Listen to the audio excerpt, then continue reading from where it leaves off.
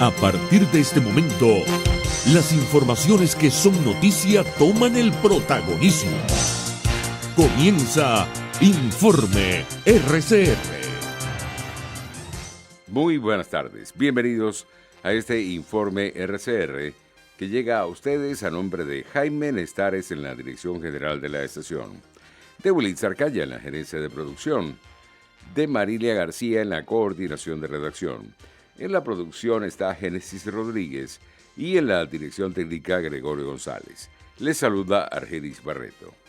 Comenzamos este compacto informativo destacando que la ONG Foro Penal señaló que el nuevo informe de Michelle Bachelet confirma la violación de derechos humanos en Venezuela por parte de la administración de Nicolás Maduro. El presidente y vicepresidente del Foro Penal, Alfredo Romero, y Gonzalo Vimiop Santomé, respectivamente, se manifestaron sobre informes de la ONU en el caso Venezuela. La directiva del Foro Penal sobre los documentos dados a conocer por la Misión de Determinación de los Hechos y también de la Alta Comisionada de la ONU destaca que la manifestación del organismo internacional refuerza las investigaciones que puedan darse en La Haya sobre violaciones a los derechos humanos en Venezuela. Considera que ambos informes son importantes para que el caso Venezuela pueda calar ante la Corte Penal Internacional, aunque este informe no es el definitivo de este 2021. Por su parte, el comisionado del gobierno interino para Naciones Unidas, Miguel Pizarro, aplaudió esta nueva actualización del informe que presentó el Consejo de Derechos Humanos de la ONU y afirmó que una vez más el régimen de Maduro queda al descubierto ante las constantes violaciones de derechos humanos a los venezolanos. Aquí, resumiendo muy sucintamente lo que acaba de pasar en el Consejo, queda claro, uno, que la violación masiva de derechos humanos en Venezuela, el acoso y el ataque, confrontación, legado nuevo dentro de ambos reportes, es la mención especial al acoso que hay contra la sociedad civil venezolana, contra los actores humanitarios y contra los medios de comunicación, el fortalecimiento, y era parte de lo que decía la misión de determinación de hechos, de la lógica del enemigo interno, la lógica de entender a la disidencia, de entender a quienes no piensan igual al régimen, no como un adversario o no como un factor político diferente, sino como un enemigo al que hay que combatir, al que hay que acallar, al que hay que detener y al que hay que neutralizar. A los enemigos no se les persuade, sino se les neutraliza. Y bajo esa lógica se está llevando la seguridad ciudadana. El dirigente opositor Miguel Pizarro respaldó igualmente los puntos que trataron este informe ante la situación de los presos políticos en Venezuela, a quienes se les ha torturado, y muchos de ellos han fallecido en los calabozos de los cuerpos policiales del Estado. Otros dos temas que me parece fundamentales del ámbito de derechos humanos. Uno, la mención a la muerte de Salvador Franco. Parte de vivir bajo un régimen como el que vivimos nosotros en el contexto mundial que vivimos hace que la muerte de un preso político indígena, producto de un shock séptico en medio de un contexto de tuberculosis y de negación de atención médica, no sea el escándalo que podría ser. Esto en cualquier otro contexto, bajo cualquier otro gobierno, digamos, más de derecha o más del mundo cosmopolita, esto fuese un escándalo de primeras planas, de reportajes especiales, de movilizaciones. Lamentablemente, como es nuestra tragedia y como es nuestra realidad, la muerte de Salvador Franco no ha tenido la visibilización que merece tener, pero afortunadamente tanto la alta comisionada como la misión hicieron una mención a él como el ejemplo de la terrible condición en la que se encuentran los privados de libertad en Venezuela, tanto los que están por razones políticas como los que no. Entre tanto, el diputado a la Asamblea Nacional, elegida en 2015, Juan Pablo Guanipa, destacó que la única forma de que exista una negociación con el régimen de Maduro es que existan condiciones reales ante los escenarios que está presentando este año, como son las elecciones regionales. Guanipa también se refirió a la delegación de Noruega que se encuentra en el país y afirmó que hasta el momento no se ha ejecutado una reunión entre el chavismo y la oposición. Hemos dicho que este año hay dos escenarios dominantes en el espectro político venezolano. Uno de ellos son las supuestas elecciones regionales y otro de ellos es un proceso de negociación que ha sido impulsado por distintos países aliados a Venezuela, aliados a la causa democrática. Te hablo especialmente de Estados Unidos, Colombia, y yo diría que el Grupo de Lima en general y la Unión Europea, que hemos dicho nosotros, si se da un proceso de negociación en el que estén involucrados países aliados a la lucha democrática venezolana y obviamente países aliados lamentablemente a la dictadura de Nicolás Maduro, y de ese proceso de negociación surge un acuerdo que tenga dos cosas: uno, condiciones electorales, y dos, un cronograma electoral que incluya la presidencia de la República. En ese caso las cosas cambian y podemos pensar en una posibilidad electoral. De lo contrario no tiene mayor sentido. En el caso de los noruegos, yo no es que esté muy informado, pero lo único que sé es que ellos han estado viniendo a Venezuela. Han estado viniendo a Venezuela con el objetivo de reunirse, por un lado con la dictadura, por otro lado con la alternativa democrática. No ha habido una reunión en la que estén los dos factores. Ellos han estado escuchando en reuniones que llaman pendulares. Por un lado se reúnen con la gente de la dictadura de Nicolás Maduro, por otro lado se reúnen con la gente de la alternativa democrática con el objetivo de escuchar los puntos de vista de cada uno y ver si logran conseguir un punto de encuentro.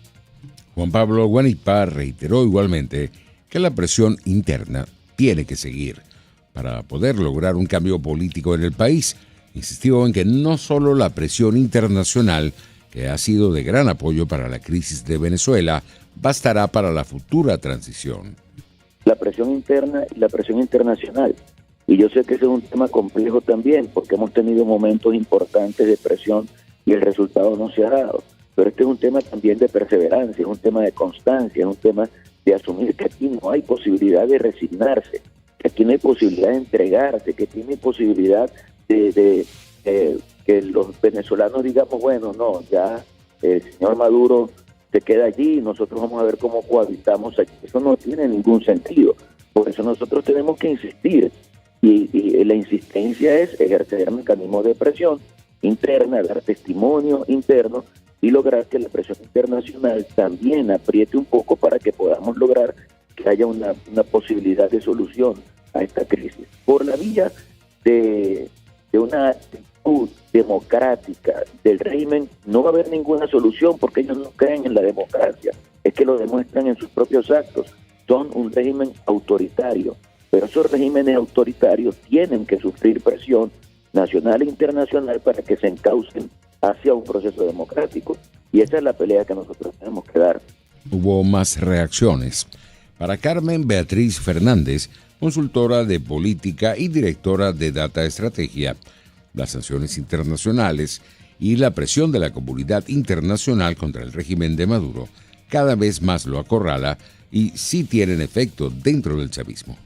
Yo siento que desde la victoria de Biden en las elecciones del pasado noviembre, Maduro venía engañando a su entorno, ¿no? Venía vendiéndoles humo, mostrando una esperanza, si se quiere, infantil, de que la victoria de Biden iba a aflojar el nudo de esa cuerda que les ahorca, que ahorca a Maduro en lo personal, con su proceso en la Corte Penal, pero también a todo el entorno madurista y las sanciones individuales, que es lo que más perturba el entorno madurista. O sea, si bien las sanciones petroleras es lo que más castiga al país, lo que más perturba el entorno de Maduro y lo que más les molesta y lo que más les mueve son las sanciones individuales. Entonces, eso es mentira. Siempre fue una mentira, pero Maduro había venido engañando a su entorno más cercano, haciéndoles creer que eso era una posibilidad. Cuando la realidad es que en los Estados Unidos no hay causa más bipartidista que la causa venezolana. Es un país tremendamente polarizado, que no se ponen de acuerdo republicanos y demócratas en absolutamente nada, salvo en una cosa, y es el tema venezolano. Entonces, las recientes declaraciones de Juan González, de Anthony Blinken desde el Departamento de Estado, el reconocimiento a Guaidó, las declaraciones de todos los actores claves de la administración Biden te ratifican esto, ¿no? Este carácter bipartidista de las acciones que se toman. ante el presunto proceso de diálogo que se está nuevamente asomando en el país entre el régimen de Maduro y la oposición, con la llegada de la delegación de Noriega a Caracas. Carmen Beatriz Fernández aseguró que Maduro no tiene un gran interés en reunirse con la oposición. A cambio, su objetivo primordial sería sentarse con la comunidad internacional por el tema del levantamiento de sanciones. Maduro, en esa rendija, en esa oportunidad que se está abriendo ahora de un nuevo y efectivo proceso de negociación, hay una silla claramente asignada a Maduro como secuestrador de la democracia venezolana. Y luego la comunidad internacional como sancionadora de Maduro y de sus acólitos, de toda la nomenclatura, tiene claramente una silla. Las nuevas sanciones están incluyendo las sanciones europeas que tanto han irritado a Maduro y al alto gobierno, mandaron un mensaje muy claro y muy importante. Son sanciones reversibles. Es decir, de alguna manera esas sanciones y la reversibilidad de las sanciones están asomando cuál es el incentivo que están ofreciendo para sentarse en esa mesa de negociación. Comunidad internacional, por un lado, sancionadora, y Maduro, por otro lado, como secuestrador de la democracia. Ahora, la comunidad internacional es quien le está dando la silla a la oposición venezolana. Es la comunidad internacional la que está obligando a Maduro a sentarse a negociar con la oposición, no porque sea una decisión de Maduro, ni porque sea una voluntad de Maduro. Maduro hubiera preferido muchísimo sentarse con una oposición diseñada por él mismo, y a eso dedicó sus esfuerzos el año pasado. Entre tanto, el abogado administrativo y profesor universitario Perkins Rocha rechazó que se esté hablando y planteando nuevamente en el país los escenarios de diálogo y elecciones libres, cuando ya en ocasiones pasadas esto ha resultado un fracaso. Rocha insistió en que los políticos opositores deben ya tener claro qué es lo que quieren para el país, si es convivir con el régimen o terminar de liberar a los venezolanos de esta dictadura de más de 20 años. Hemos tratado de explicar que lo que en definitiva nos ha separado de estos procesos en el pasado no han sido los instrumentos, sino los fines para los cuales estos instrumentos se han utilizado. Es decir, en pocas palabras, hemos estado en contra de unas elecciones que signifique asumir las reglas del juego absolutamente modificadas, ilegales, y que sea simplemente para mantener un estatus político que favorece al régimen. Hemos rechazado negociaciones y diálogos en los que exclusivamente el propósito de su emprendimiento es ver cómo se hace para sobrevivirle al régimen, manteniendo una especie de cohabitación. Esos son, digamos, los propósitos en los que nos hemos apartado. Pero una cosa son los propósitos y los fines y otra cosa son los instrumentos. Por supuesto que estos instrumentos bien utilizados son instrumentos fundamentales políticos que debemos reincorporar a nuestra escena nacional, pero definiendo varios aspectos que son los que en el pasado hemos estado pues en desacuerdo, ¿no? En otras noticias, la directora general de la Visión Barrio Adentro en Caracas, Gloria Contreras, dijo que docentes de 250 escuelas en la capital ya recibieron la vacuna china. Aproximadamente 250 escuelas que operan en los circuitos de Macarao, Caricuao y Antímano fueron inmunizados este jueves con la primera dosis de la vacuna china Sinopharm, expresó Contreras durante una entrevista para BTV. Explicó que el personal que será inmunizado en esta campaña comprende la edad de 19 a 59 años y prevén que para final de esta semana se apliquen 5.400 dosis de la vacuna. Por su parte, el vocero de la Comisión para la Prevención y Control del COVID-19 de la administración de Nicolás Maduro, Freddy Ñáñez, informó que durante las últimas 24 horas el país registró 481 nuevos contagios por coronavirus, de los 479 son de transmisión comunitaria y 2 importados.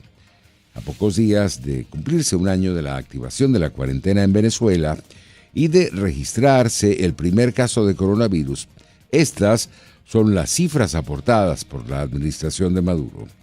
144.277 casos confirmados, 136.269 personas recuperadas, lo que representa el 94% de los contagios, y los fallecidos llegan a 1.413.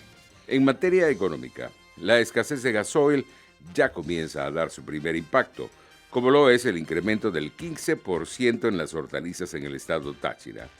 En este sentido, el transportista Darwin Molina, cuya ruta cubre los estados Táchira y Lara, al igual que sus colegas, se queja de las interminables colas para adquirir el combustible para su vehículo. Arguye que la problemática se agudiza con el incremento del 15% que debe hacerle a los alimentos no perecederos que traslada ante la inminente compra del combustible a bachaqueros de la zona. Molina señala que adquiere 200 litros de gasoil en $70 solo para el traslado de ida hasta el estado Lara.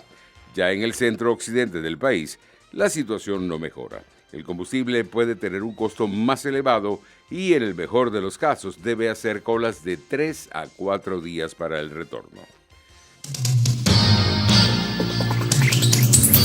Entramos en materia internacional. El presidente de Estados Unidos, Joe Biden, dio la orden a los 50 estados que forman el país de que a partir del 1 de mayo haya vacunas contra el COVID-19 accesibles para toda la población mayor de 16 años. Así lo anunció Biden la noche de este jueves en un discurso televisado que, de hecho, ha constituido su primera intervención pública de magnitud desde que asumió el cargo hace 51 días. Prometo que haré todo lo que está en mi poder. No descansaré antes de ganarle a este virus, pero los necesito. Necesito que cada estadounidense haga su parte. Necesito que vayan a vacunarse cuando sea su turno o tenga una oportunidad.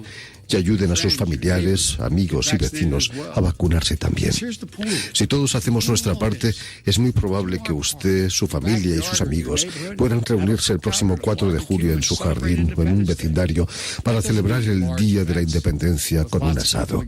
No significa... Y en el mundo deportivo, la directiva de los Rangers de Texas anunció que permitirá el acceso absoluto de los seguidores para lo que será el arranque del béisbol de Grandes Ligas y permitirá a todos los negocios operar con el 100% de su capacidad. La resolución fue aprobada por el gobernador de Texas, Greg Abbott, y con ella se autorizará a los Rangers de admitir a las 40.518 personas en el Globe Life Field el 5 de abril, cuando reciba a Azulejos de Toronto. Neil Lipman, presidente de operaciones de Rangers, le solicitará a los seguidores del equipo portar mascarillas y guardar distancia social dentro del escenario. Hasta aquí este compacto noticioso. Manténgase en nuestra sintonía, porque estaremos informándole de la noticia al momento de producirse. RCR 750 AM.